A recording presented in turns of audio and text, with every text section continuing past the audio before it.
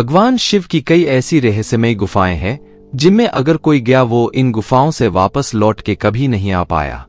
देवों के देव महादेव का स्थान हमेशा पहाड़ों की ऊंची चोटी पर रहा है, चाहे अमरनाथ गुफा हो या पाताल भुवनेश्वर गुफा या कोई अन्य। यहाँ के रहस्यों को आज तक कोई नहीं सुलझा पाया है। दोस्तों, आज महाशिवरात्रि है और महाशिवरात्रि हमारे देश में काफी उत्साह के साथ मनाया जाता है। आज के दिन काफी बड़ी संख्या में महिलाएं उपवास करती हैं। एक मान्यता के अनुसार कहा जाता है कि आज के दिन भोलेनाथ बहुत जल्दी प्रसन्न हो जाते हैं और मनचाही मनोकामना पूर्ण करते हैं। लेकिन कहते हैं कि भगवान भोलेनाथ बड़े विचित्र है और उतने ही विचित्र हैं उनके रहस्य और स्थान। धरती पर महादेव की कई गुफाएं हैं जिनकी अलग अलग मान्यताएं और रहस्य हैं।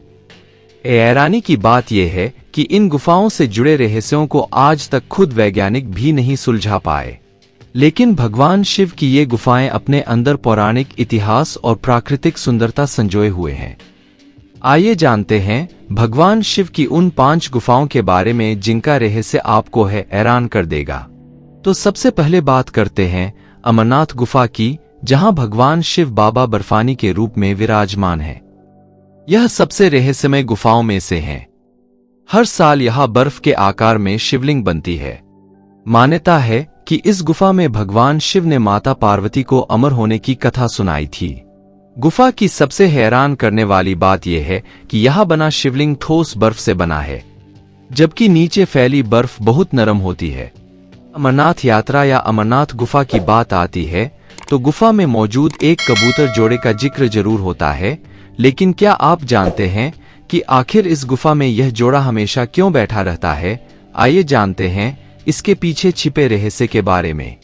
पौराणिक कथाओं के अनुसार अमरनाथ की इस पवित्र गुफा में एक बार माता पार्वती ने भगवान शिव से मोक्ष का मार्ग जानने की उत्सुकता जताई, जिसके बाद भोलेनाथ उन्हें लेकर एकांत में गए जहां कोई अन्य इस संवाद को ना सुन सके।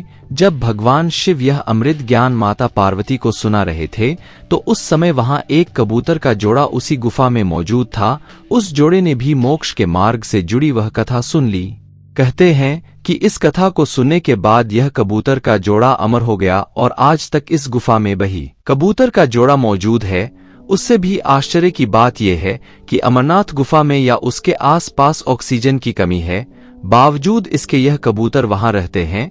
कहा जाता है कि बाबा बर्फानी के दर्शन के बाद अगर इस कबूतर जोड़े के दर्शन हो जाएं तो बहुत ही शुभ माना जाता है। ऐसी ही दूसरी गुफा जम्मू के रियासी जिले में स्थित शिवखोड़ी भगवान शिव की 150 मीटर लंबी गुफा है, जिसके बारे में मान्यता है कि यहाँ भगवान शिव साक्षात अपने पूरे परिवार माता पार्वती, भगवान गणेश और कार्तिकेय के साथ विराजमान है।